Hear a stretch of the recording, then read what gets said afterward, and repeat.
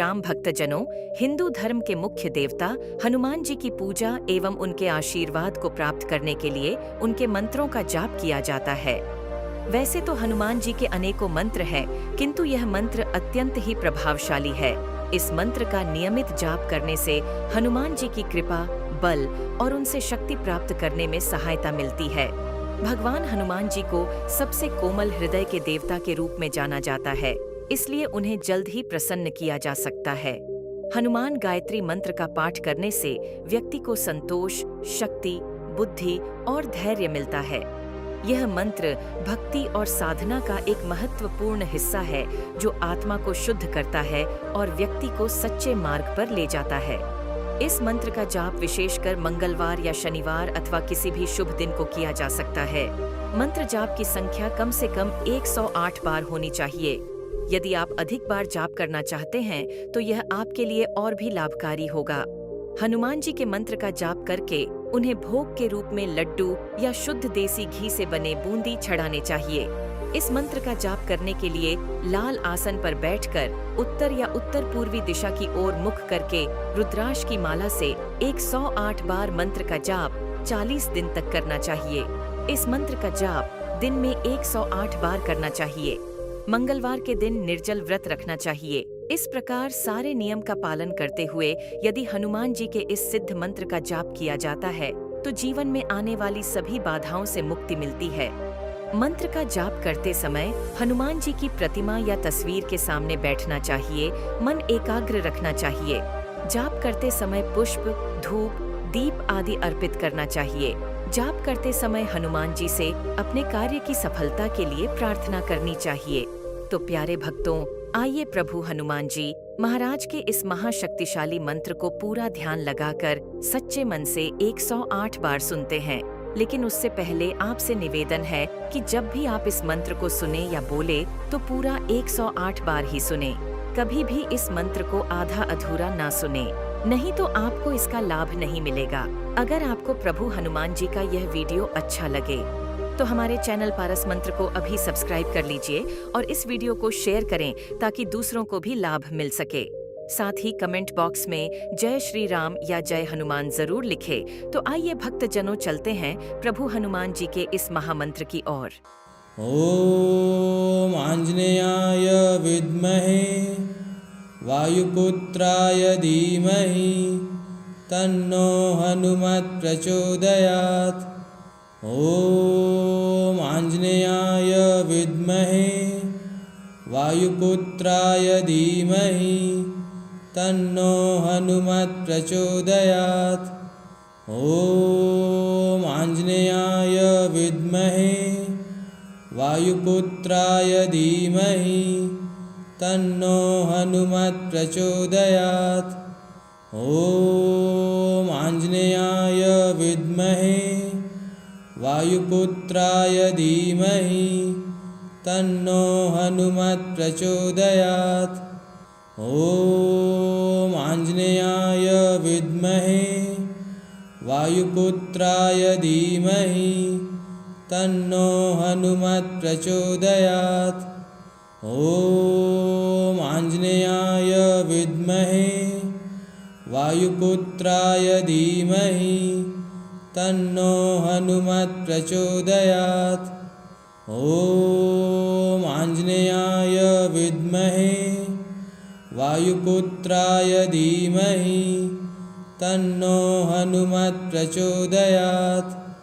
ओम आंजनेयाय विद्महे वायुपुत्राय धीमहि तन्नो हनुमत् प्रचोदयात्।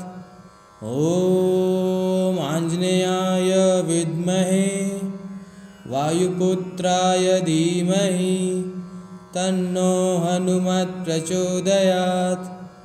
ओम आंजनेयाय विद्महे वायुपुत्राय धीमहि तन्नो हनुमत् प्रचोदयात्। ओम आंजनेयाय विद्महे वायुपुत्राय धीमहि तन्नो हनुमत् प्रचोदयात्। ॐ आञ्जनेयाय विद्महे वायुपुत्राय धीमहि तन्नो हनुमत् प्रचोदयात्। ॐ आञ्जनेयाय विद्महे वायुपुत्राय धीमहि तन्नो हनुमत् प्रचोदयात्। ॐ आञ्जनेयाय विद्महे वायुपुत्राय धीमहि तन्नो हनुमत् प्रचोदयात्। ॐ आञ्जनेयाय विद्महे वायुपुत्राय धीमहि तन्नो हनुमत् प्रचोदयात्। ॐ आञ्जनेयाय विद्महे वायुपुत्राय धीमहि तन्नो हनुमत् प्रचोदयात्। ॐ आञ्जनेयाय विद्महे वायुपुत्राय धीमहि तन्नो हनुमत् प्रचोदयात्। ॐ आञ्जनेयाय विद्महे वायुपुत्राय धीमहि तन्नो हनुमत् प्रचोदयात्। ॐ आञ्जनेयाय विद्महे वायुपुत्राय धीमहि तन्नो हनुमत् प्रचोदयात्।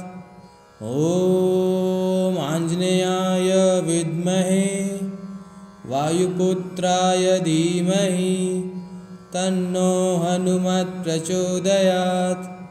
ॐ आञ्जनेयाय विद्महे वायुपुत्राय धीमहि तन्नो हनुमत् प्रचोदयात्। ॐ आञ्जनेयाय विद्महे वायुपुत्राय धीमहि तन्नो हनुमत् प्रचोदयात्। ॐ आञ्जनेयाय विद्महे वायुपुत्राय धीमहि तन्नो हनुमत् प्रचोदयात्। ॐ आञ्जनेयाय विद्महे वायुपुत्राय धीमहि तन्नो हनुमत् प्रचोदयात्। ॐ आञ्जनेयाय विद्महे वायुपुत्राय धीमहि तन्नो हनुमत् प्रचोदयात्। ॐ आञ्जनेयाय विद्महे वायुपुत्राय धीमहि तन्नो हनुमत् प्रचोदयात्। ॐ आञ्जनेयाय विद्महे वायुपुत्राय धीमहि तन्नो हनुमत् प्रचोदयात्।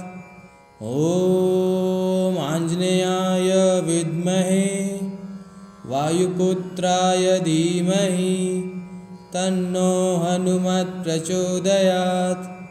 ॐ आञ्जनेयाय विद्महे वायुपुत्राय धीमहि तन्नो हनुमत् प्रचोदयात्।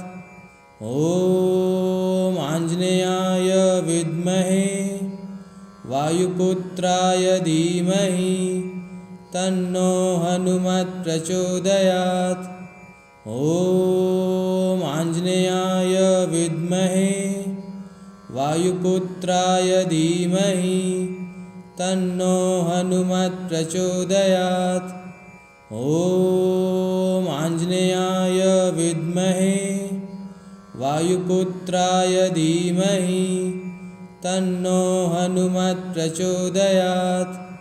ॐ आञ्जनेयाय विद्महे वायुपुत्राय धीमहि तन्नो हनुमत् प्रचोदयात्। ॐ आञ्जनेयाय विद्महे वायुपुत्राय धीमहि तन्नो हनुमत् प्रचोदयात्। ॐ आञ्जनेयाय विद्महे वायुपुत्राय धीमहि तन्नो हनुमत् प्रचोदयात्। ॐ आञ्जनेयाय विद्महे वायुपुत्राय धीमहि तन्नो हनुमत् प्रचोदयात्। ॐ आञ्जनेयाय विद्महे वायुपुत्राय धीमहि तन्नो हनुमत् प्रचोदयात्। ॐ आञ्जनेयाय विद्महे वायुपुत्राय धीमहि तन्नो हनुमत् प्रचोदयात्। ॐ आञ्जनेयाय विद्महे वायुपुत्राय धीमहि तन्नो हनुमत् प्रचोदयात्। ॐ आञ्जनेयाय विद्महे वायुपुत्राय धीमहि तन्नो हनुमत् प्रचोदयात्। ॐ आञ्जनेयाय विद्महे वायुपुत्राय धीमहि तन्नो हनुमत् प्रचोदयात्। ॐ आञ्जनेयाय विद्महे वायुपुत्राय धीमहि तन्नो हनुमत् प्रचोदयात्। ॐ आञ्जनेयाय विद्महे वायुपुत्राय धीमहि तन्नो हनुमत् प्रचोदयात्। ॐ आञ्जनेयाय विद्महे वायुपुत्राय धीमहि तन्नो हनुमत् प्रचोदयात्। ॐ आञ्जनेयाय विद्महे वायुपुत्राय धीमहि तन्नो हनुमत् प्रचोदयात्। ॐ आञ्जनेयाय विद्महे वायुपुत्राय धीमहि तन्नो हनुमत् प्रचोदयात्। ॐ आञ्जनेयाय विद्महे वायुपुत्राय धीमहि तन्नो हनुमत् प्रचोदयात्। ॐ आञ्जनेयाय विद्महे वायुपुत्राय धीमहि तन्नो हनुमत् प्रचोदयात्। ॐ आञ्जनेयाय विद्महे वायुपुत्राय धीमहि तन्नो हनुमत् प्रचोदयात्। ॐ आञ्जनेयाय विद्महे वायुपुत्राय धीमहि तन्नो हनुमत् प्रचोदयात्। ॐ आञ्जनेयाय विद्महे वायुपुत्राय धीमहि तन्नो हनुमत् प्रचोदयात्। ॐ आञ्जनेयाय विद्महे वायुपुत्राय धीमहि तन्नो हनुमत् प्रचोदयात्। ॐ आञ्जनेयाय विद्महे वायुपुत्राय धीमहि तन्नो हनुमत् प्रचोदयात्। ॐ आञ्जनेयाय विद्महे वायुपुत्राय धीमहि तन्नो हनुमत् प्रचोदयात्। ॐ आञ्जनेयाय विद्महे वायुपुत्राय धीमहि तन्नो हनुमत् प्रचोदयात्। ॐ आञ्जनेयाय विद्महे वायुपुत्राय धीमहि तन्नो हनुमत् प्रचोदयात्। ॐ आञ्जनेयाय विद्महे वायुपुत्राय धीमहि तन्नो हनुमत् प्रचोदयात्। ॐ आञ्जनेयाय विद्महे वायुपुत्राय धीमहि तन्नो हनुमत् प्रचोदयात्। ॐ आञ्जनेयाय विद्महे वायुपुत्राय धीमहि तन्नो हनुमत् प्रचोदयात्। ॐ आञ्जनेयाय विद्महे वायुपुत्राय धीमहि तन्नो हनुमत् प्रचोदयात्। ॐ आञ्जनेयाय विद्महे वायुपुत्राय धीमहि तन्नो हनुमत् प्रचोदयात्। ॐ आञ्जनेयाय विद्महे वायुपुत्राय धीमहि तन्नो हनुमत् प्रचोदयात्। ॐ आञ्जनेयाय विद्महे वायुपुत्राय धीमहि तन्नो हनुमत् प्रचोदयात्।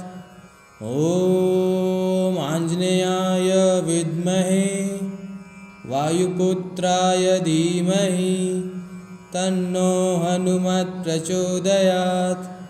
ॐ आञ्जनेयाय विद्महे वायुपुत्राय धीमहि तन्नो हनुमत् प्रचोदयात्। ॐ आञ्जनेयाय विद्महे वायुपुत्राय धीमहि तन्नो हनुमत् प्रचोदयात्। ॐ आञ्जनेयाय विद्महे वायुपुत्राय धीमहि तन्नो हनुमत् प्रचोदयात्। ॐ आञ्जनेयाय विद्महे वायुपुत्राय धीमहि तन्नो हनुमत् प्रचोदयात्। ॐ आञ्जनेयाय विद्महे वायुपुत्राय धीमहि तन्नो हनुमत् प्रचोदयात्। ॐ आञ्जनेयाय विद्महे वायुपुत्राय धीमहि तन्नो हनुमत् प्रचोदयात्। ॐ आञ्जनेयाय विद्महे वायुपुत्राय धीमहि तन्नो हनुमत् प्रचोदयात्। ॐ आञ्जनेयाय विद्महे वायुपुत्राय धीमहि तन्नो हनुमत् प्रचोदयात्। ॐ आञ्जनेयाय विद्महे वायुपुत्राय धीमहि तन्नो हनुमत् प्रचोदयात्। ॐ आञ्जनेयाय विद्महे वायुपुत्राय धीमहि तन्नो हनुमत् प्रचोदयात्।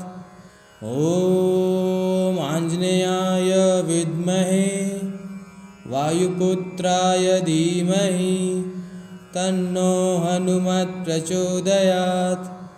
ॐ आञ्जनेयाय विद्महे वायुपुत्राय धीमहि तन्नो हनुमत् प्रचोदयात्।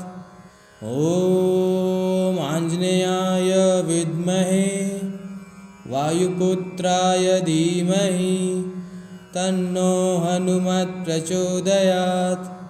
ॐ आञ्जनेयाय विद्महे वायुपुत्राय धीमहि तन्नो हनुमत् प्रचोदयात्। ॐ आञ्जनेयाय विद्महे वायुपुत्राय धीमहि तन्नो हनुमत् प्रचोदयात्। ॐ आञ्जनेयाय विद्महे वायुपुत्राय धीमहि तन्नो हनुमत् प्रचोदयात्। ॐ आञ्जनेयाय विद्महे वायुपुत्राय धीमहि तन्नो हनुमत् प्रचोदयात्। ॐ आञ्जनेयाय विद्महे वायुपुत्राय धीमहि तन्नो हनुमत् प्रचोदयात्। ॐ आञ्जनेयाय विद्महे वायुपुत्राय धीमहि तन्नो हनुमत् प्रचोदयात्। ॐ आञ्जनेयाय विद्महे वायुपुत्राय धीमहि तन्नो हनुमत् प्रचोदयात्। ॐ आञ्जनेयाय विद्महे वायुपुत्राय धीमहि तन्नो हनुमत् प्रचोदयात्। ॐ आञ्जनेयाय विद्महे वायुपुत्राय धीमहि तन्नो हनुमत् प्रचोदयात्। ॐ आञ्जनेयाय विद्महे वायुपुत्राय धीमहि तन्नो हनुमत् प्रचोदयात्। ॐ आञ्जनेयाय विद्महे वायुपुत्राय धीमहि तन्नो हनुमत् प्रचोदयात्। ॐ आञ्जनेयाय विद्महे वायुपुत्राय धीमहि तन्नो हनुमत् प्रचोदयात्। ॐ आञ्जनेयाय विद्महे वायुपुत्राय धीमहि तन्नो हनुमत् प्रचोदयात्।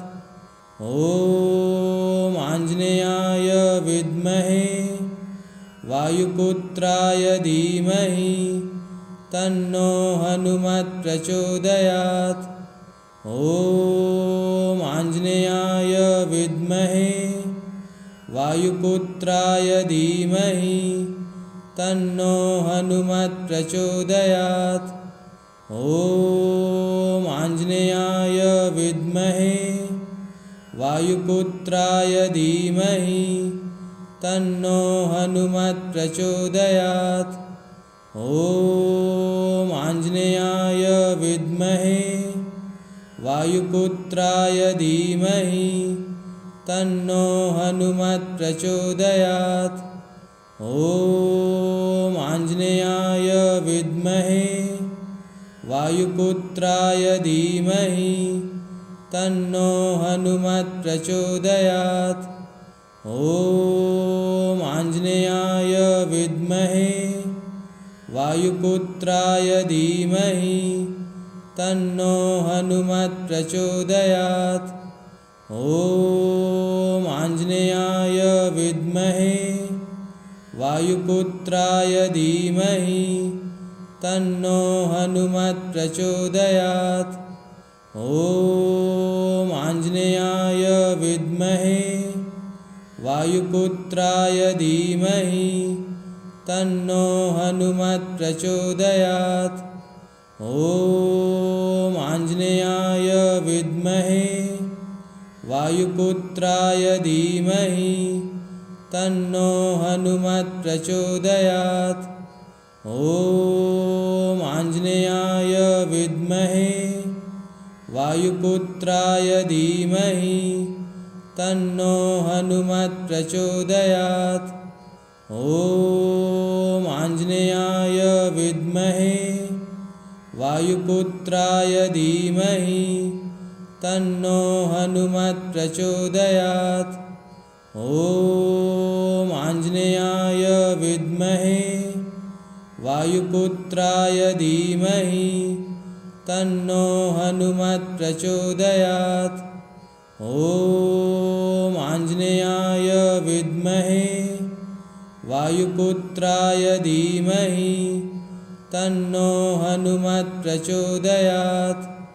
ॐ आञ्जनेयाय विद्महे वायुपुत्राय धीमहि तन्नो हनुमत् प्रचोदयात्। ॐ आञ्जनेयाय विद्महे वायुपुत्राय धीमहि तन्नो हनुमत् प्रचोदयात्। ॐ आञ्जनेयाय विद्महे वायुपुत्राय धीमहि तन्नो हनुमत् प्रचोदयात्। ॐ आञ्जनेयाय विद्महे वायुपुत्राय धीमहि तन्नो हनुमत् प्रचोदयात्। ॐ आञ्जनेयाय विद्महे वायुपुत्राय धीमहि तन्नो हनुमत् प्रचोदयात्।